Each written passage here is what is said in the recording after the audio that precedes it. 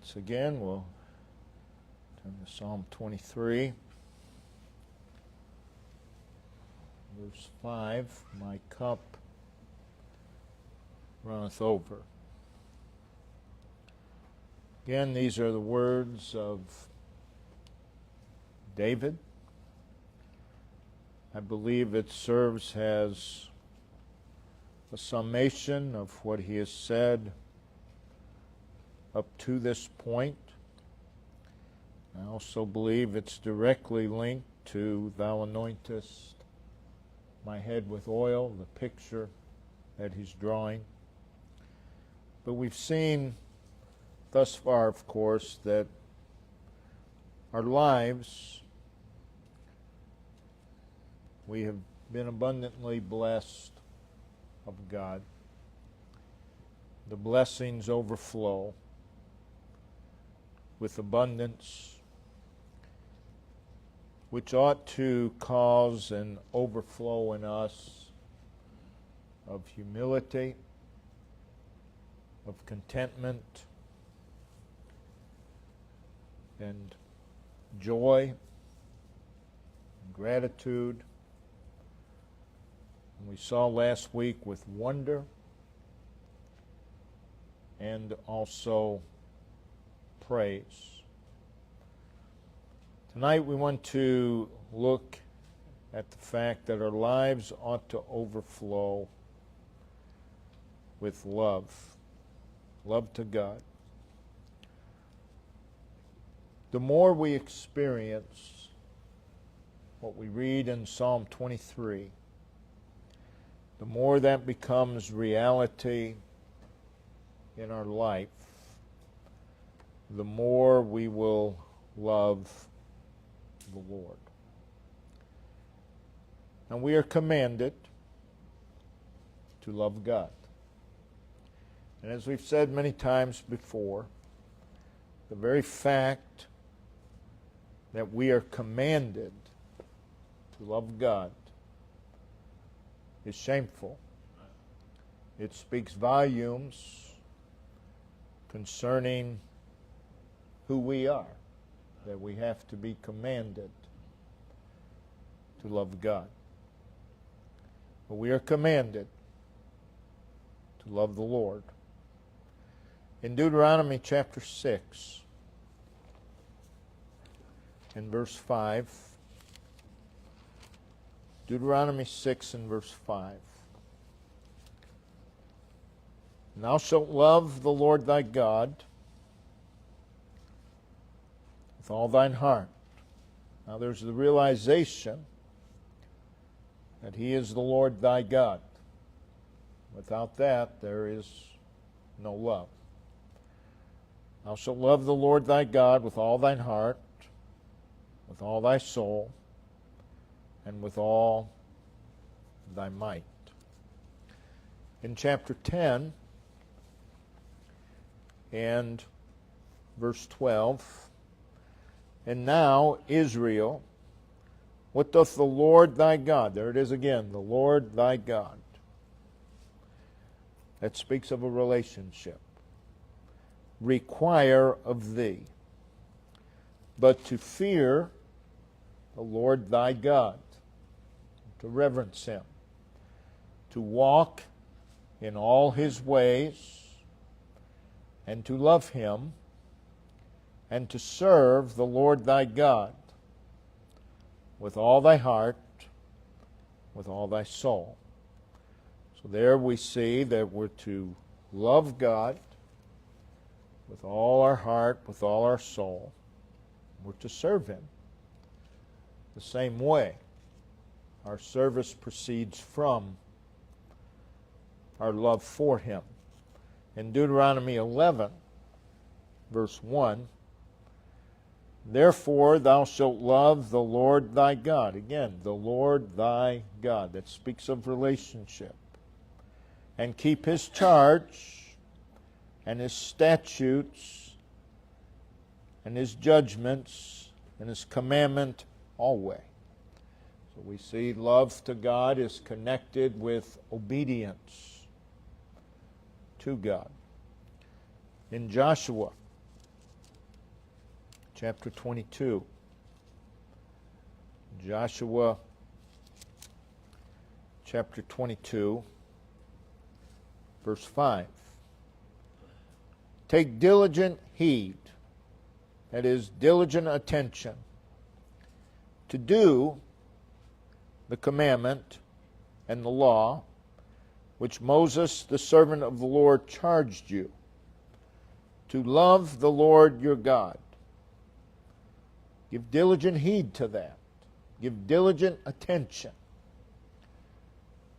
to love God and to walk in all His ways and to keep His commandments and to cleave unto Him and to serve Him with all your heart and with all your soul. Again, there's a connection. In Psalm 31,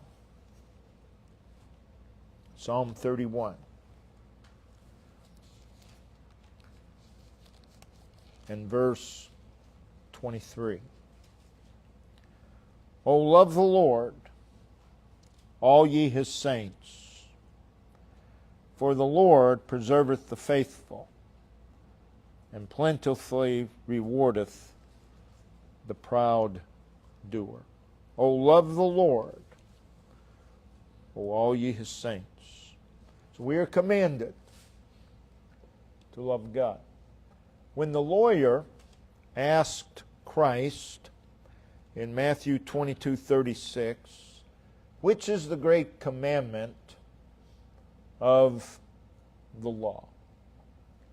Jesus responded in the next verse, Matthew 22:37, Thou shalt love the Lord thy God with all thy soul and with all thy mind. That's a summation. We are to obey all the commands, but we are commanded to love God with our entire being. With our entire being. None of us do, nor can we. But we are to strive to love God with our entire being. And sometimes when people think of it as a commandment, they think it's something that you can just decide to do. That's not true. This is different than the other commandments. This is not something that you can just, I'm going to love God. I'm going to love God. It's a result of something. Again, the Lord thy God. It is the result of a relationship with the Lord. It requires a knowledge of God. It requires an ongoing relationship with God. And this relationship is seen throughout the 23rd Psalm. Everything that the psalmist David says in Psalm 23 is ongoing and is a relationship. He is knowing the Lord in a relationship way. And love to God is a result of this relationship with the Lord. Now, there is nothing in God or about God that is not deserving of love. So, to love God, it's the most reasonable thing in the world, to love the Lord. Why wouldn't you love God? There's nothing in Him that would prevent you from loving God. It's the most reasonable thing in the world. It's the most sensible thing in the world. It's the most logical thing that there is. We read in 1 John 4 and verse 19, we love Him because He first loved us. That is, love to God is a direct result of our experiencing of His love. the more we experience His love, the more we're aware of it, the more we love God. The more we love God. Now again, it's easy for people who profess to be saved, perhaps they are, it is easy to make a statement, I love God. It's easy to make statements about God and be in full agreement with them. But that's not Christianity. Christianity is a relationship, a personal relationship with God. And as you have that personal relationship with God, God's perfect. You're not going, if you have a personal relationship with another individual, you will discover more faults about that individual. You might discover things you don't like about that individual, but you continue to have a relationship. The relationship with God, you're not going to find anything, any faults in God. The more you have a relationship with God, the more you realize who He is and His perfection, and the more you love Him. So there has to be this relationship, this personal relationship with God. It is not something we do by nature to love God. Romans 8 verse 7, by nature we're at enmity with God. We do not come out of the womb desiring a relationship with God. It's not something we do by nature. So, love to God, if the carnal mind is enmity against God, Romans 8:7, then love to God requires a miraculous change in us, which of course takes place at salvation.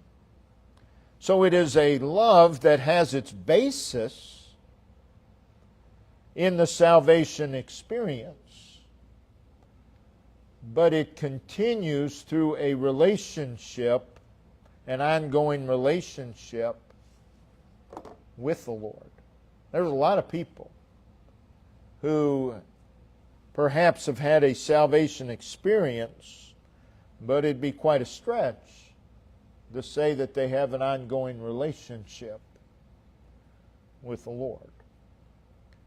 And when there is not this ongoing relationship with the Lord, love greatly lacks. So, as we have this relationship with the Lord, He becomes more of a reality. I've discovered through the years that many of God's people, they really don't want to hear a whole lot about a personal relationship with the Lord. They'd rather just have ABC, very simple things. A relationship with the Lord is an absolute necessity. And as we have this relationship with Him, He becomes more of a reality to us. And as the relationship deepens, love to God deepens. We all ought to want to love the Lord more than we do. We can love Him more than we do. We ought to want that.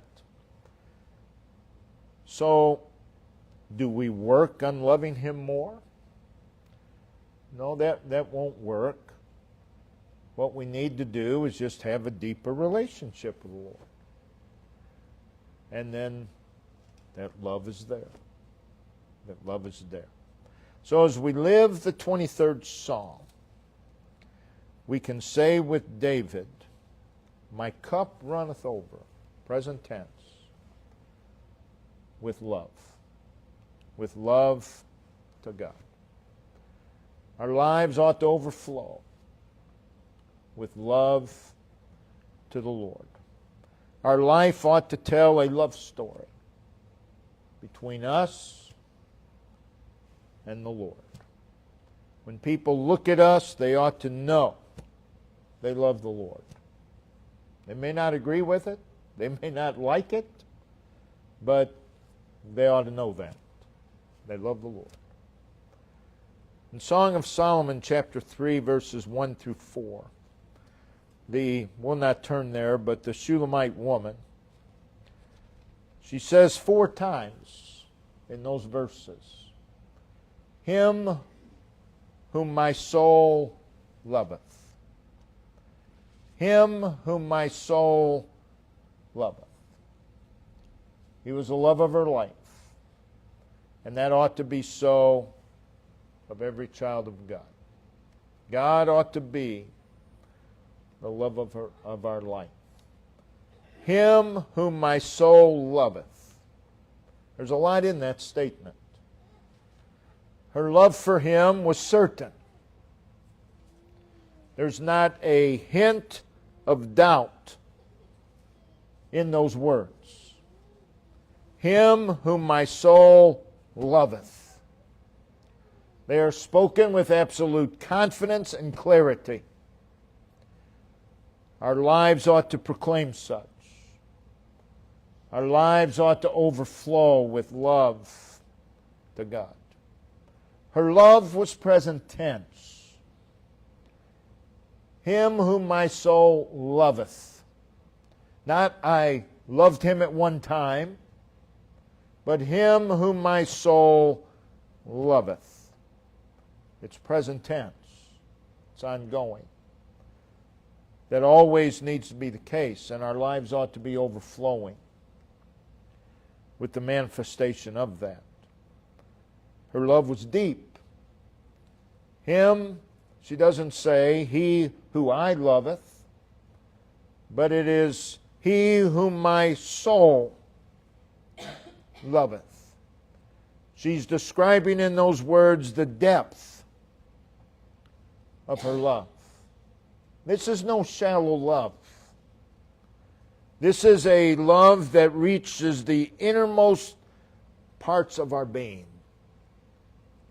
Has control over the heart, the mind, the will, and the life. That's what it means to love God with all your heart, with all your soul, with all your mind. It is a love that, again, affects our heart. Love does not bypass the heart. Never does. And love to God does not bypass the heart. There's a lot of people who try to convince you that it does because they want you to believe that they love God, but there's no effect upon their heart. Love to God does not bypass the heart. And it doesn't bypass the mind either. And it doesn't bypass the will. A person who loves God wants to do that which is pleasing to God. Love doesn't bypass the will. And it certainly does not bypass the life. Our lives ought to overflow. Again, my soul. My soul. She's completely taken up with Him. It is a love without reservation. It is a love that filled her life with meaning.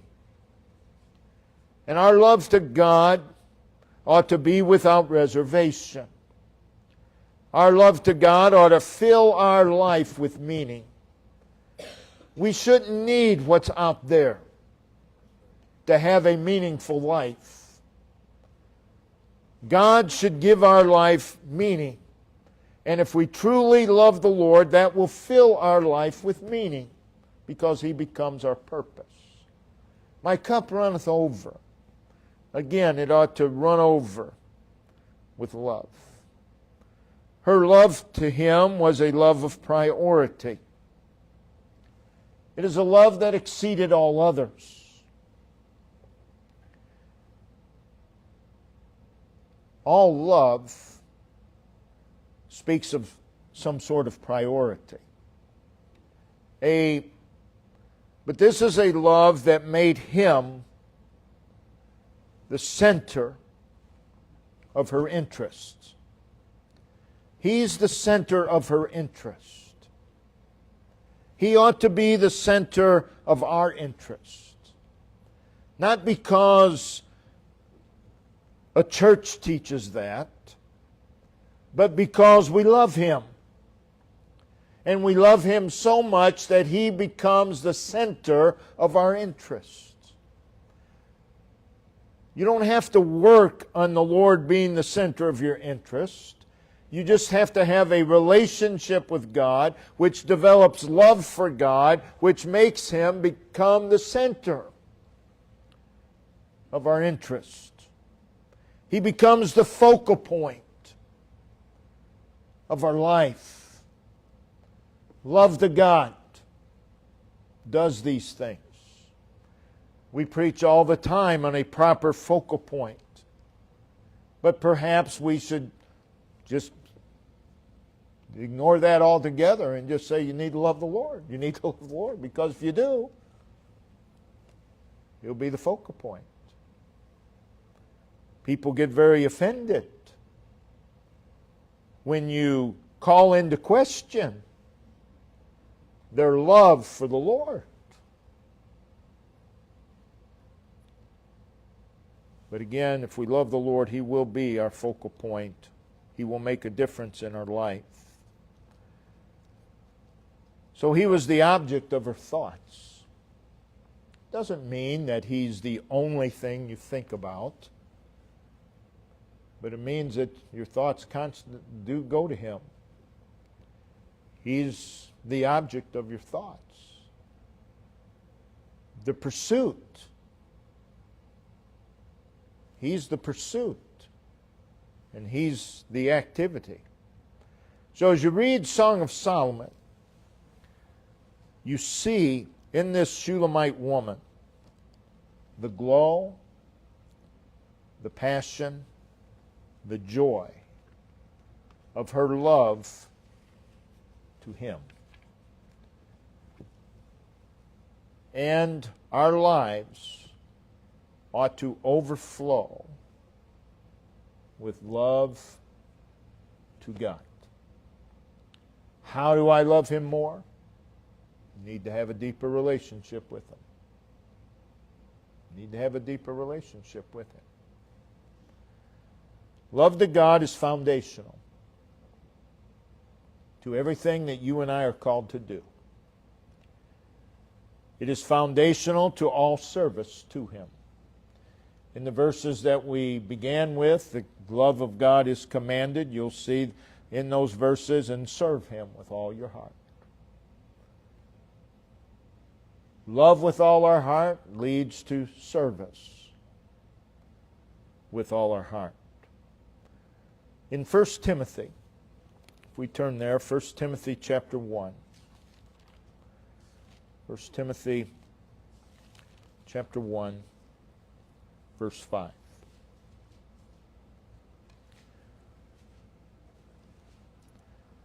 Now the end of the commandment. That would be the summary of the commandment. The commandment is the law. The summary of it all is charity, is love. Have no other gods before me. That will not be a problem if you love Him. You can follow it down throughout the Ten Commandments. When love is supreme, you'll do all of those commandments. The end of the commandment, the summary of it all, is charity out of a pure heart and of a good conscience and of faith unfeigned. So there was a connection between loving God and being committed and surrendered to Him. So our commitment and our surrender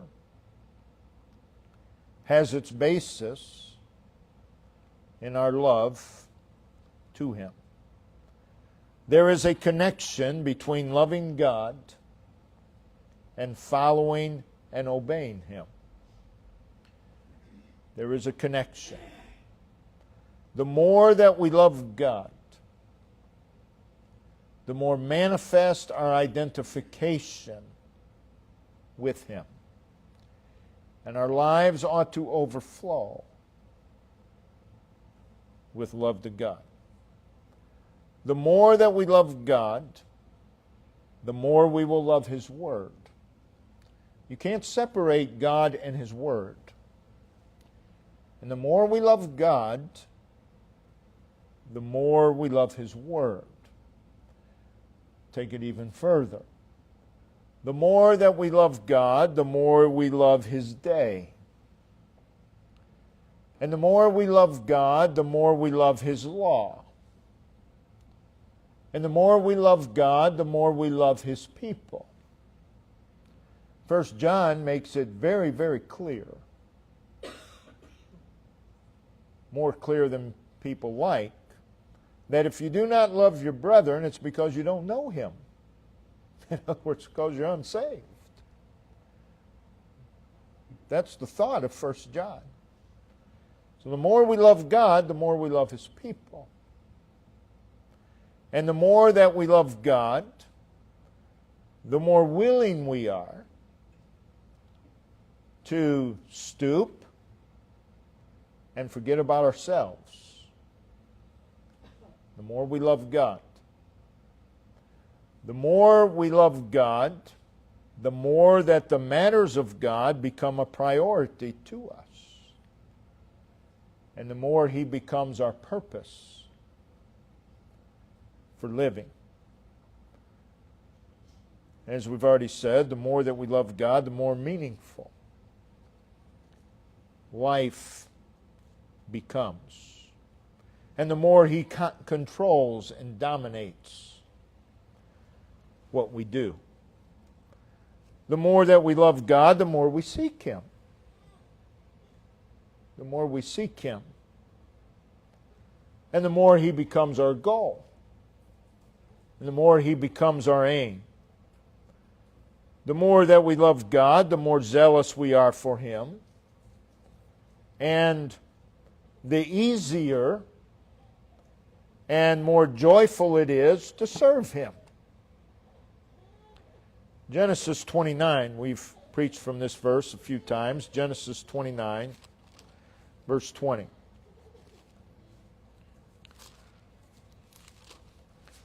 Genesis 29, verse 20. And Jacob served 7 years for Rachel. And they, the 7 years, seemed unto him but a few days. Why? For the love he had to her. You see, people can obey the commands of God to a certain point. They can follow the Lord to a certain point without loving God.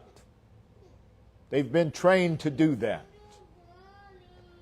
So they can do those things without loving God. But you won't enjoy them without loving God. Which explains why some of the most miserable people on the planet are those who profess to know the Lord. They are obedient outwardly, but they have no love for God, and therefore they're miserable. It's just a chore. But when you love God, it's like if you love another person. Those 7 years seem like a few days. Similar thing is said in 1 John 5. 1 John chapter 5, verse 3. For this is the love of God, that we keep His commandments. That's one of the ways we manifest that we love God. But there's something more here. And His commandments are not grievous. They're not grievous to us. We enjoy it. And we enjoy it because we love Him. You see, love to God and delight in God go hand in hand. There aren't a whole lot of people who actually enjoy God. They enjoy things about God, but the actual enjoyment of God, that requires a love to God. To have delight in the Lord is to be captivated by Him. Not just captivated by teachings about Him, but to be captivated by Him. And to find pleasure in Him. Not just finding pleasure in teachings about Him. We should find pleasure in teachings about Him. But this is more than that. It's finding pleasure in Him. And when we love God, that'll be the case. So it is a delight that finds gladness, satisfaction, fulfillment in the Lord. We find satisfaction in the Lord. We're fulfilled in the Lord. And again, He becomes the chief aspect of our life. I believe the more that we love God, the more enabled we are to endure difficulties. If you're strictly in love with yourself, you're going to have a hard time enduring difficulties. Because first of all, you don't think you should have any, because after all, you're it. But love to God enables us to endure difficulties because we want to do so because He'll be glorified. We do so for His honor and for His glory. The more that we love God, I believe, the better our outlook and the better our attitude about life will be. And the more that we love God, the more willing we are to do for Him, to go for Him, whatever it is. So our lives ought to overflow with love to God. This is a love, all love does. It is a love that needs guarding. Jude 21, we read the words, "Keep yourselves in the love of God." That addresses a personal responsibility concerning love to God. It's not keeping ourselves and God's love for us. But this is speaking of our love to God. Keep yourself in the love of God. It is a call to give close attention to our love for God. Watch it, guard it, examine it. Keep yourself in the love of God. The word keep means to retain, to continue, to persist in. It means to guard, to garrison, protect your love to God. Guard your love to God. And again, that's true with husband and wife as well, but that's not the point. And the fact that something needs guarding implies a threat. You don't have to guard something. If somebody tells you, guard this, well, immediately I'm thinking, okay, there's a possibility that someone's going to steal it. Someone's going to take it. There's a threat. There's there's a danger, there's the possibility of loss. So guard yourselves in the love of God. So it serves as a warning. It serves as a warning concerning our love for God. And it is possible, as seen from Matthew 24:12 and Revelation 2 verse 4, for love to God to become stagnant, mechanical, stifled in some way. So it is possible for love to God to lose its glow, its radiance, its wonder, its fervency, its passion, its excitement,